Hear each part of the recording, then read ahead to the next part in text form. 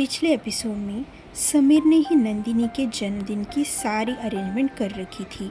इस बात से नंदिनी को बड़ी खुशी होती है, पर उसकी सहेलियां जब उससे कहती है कि शायद समीर के लाइफ में कोई और हो सकती है, ये सुनकर नंदिनी समीर को इग्नोर करने लगी।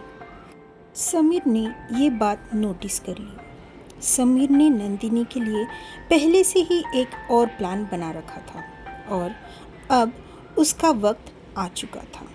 अब आगे समीर ने नंदिनी को प्रपोज किया, लेकिन नंदिनी को अपने कानों पर विश्वास ही नहीं हो रहा था। इसलिए फिर से एक बार समीर ने कहा, बताओ नंदू। नंदिनी एकदम से होश में आ गई और अपना हाथ छुड़वाकर भागने लगी। समीर एकदम से सामने आया और नंदिनी उससे टकरा गई। नंदिनी सहमी हुई नज़रों से उसे देखने लगी। उसकी सांसें फूल रही थी। नंदिनी ने कहा, मामा सा की एंगेजमेंट हो चुकी है और बहुत जल्द उनकी शादी भी हो जाएगी। हाँ, मुझे पता है, पर ये सब बातें तुम मुझे क्यों बता रही हो? समीर ने नंदिनी से कहा। इस पर नंदिनी ने कहा, हाँ तो आपकी भी शादी हो गई होगी या हो जाएगी। आपकी पत्नी क्या सोचेगी आपके बारे में? समीर मुस्कुराया और समझ गया कि नंदिनी ने उसके बारे में क्या सोच रखा है और इसीलिए वो उसको इग्नोर कर रही है।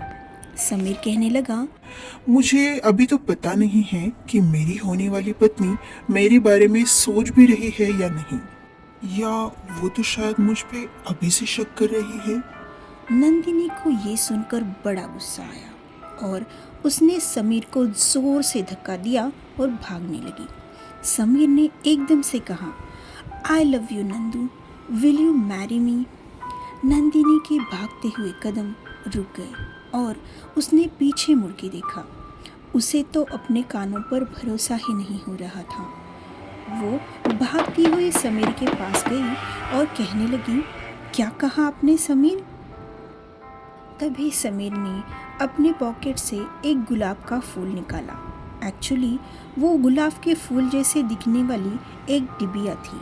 उसने उसे खोला और अंदर जो रिंग थी उसे निकाली और अपने घुटनों पर बैठ गया और फिर से कहा, I love you Nandini, will you marry me?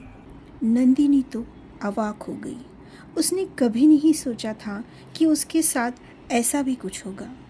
Nandini कुछ बोल पाती उससे पहले उसे गीता के पुकारने की आवाज़ आई।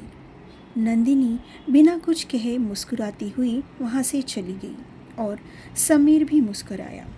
अपने आप से कहने लगा, वाह समीर बाबू, प्रपोज करने के लिए क्या जगह चुनी आपने। वॉशरूम ही मिला था आपको प्रपोज करने के लिए। ये बोलकर समीर वहाँ से चला गया। समीर और नंदिनी के बीच जो बातें हुई उसे कोई छुपकर सुन रहा था और इस बात से दोनों भी अनजान थे। वो शख्स उनकी बातें सुनकर बहुत खुश हो रहा था और वो शख्स कोई और नहीं बल्कि मामा सा समर सिंह था। गीता और आशा के साथ नंदिनी वापस पार्टी में शामिल हो गई। वो बहुत खुश नज़र आ रही थी। उसकी खुशी देखकर उसकी सहेलियां उसे कारण पूछने लगी। नंदिनी ने उन्हें सब कुछ बताया। दोनों भी बहुत खुश हो गई।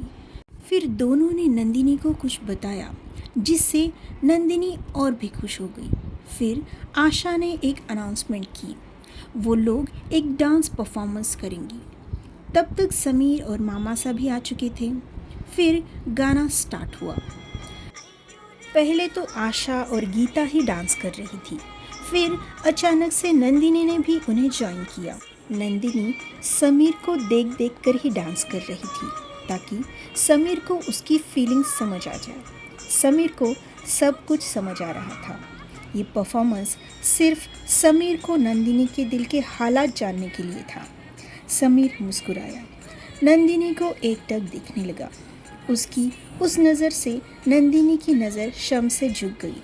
मामा सा दोनों को भी घूरे जा रहे थे, पर उन्हें कुछ याद आया और फिर उन्होंने तय किया कि वो समीर को इस बारे में ज़रूर पूछेंगे।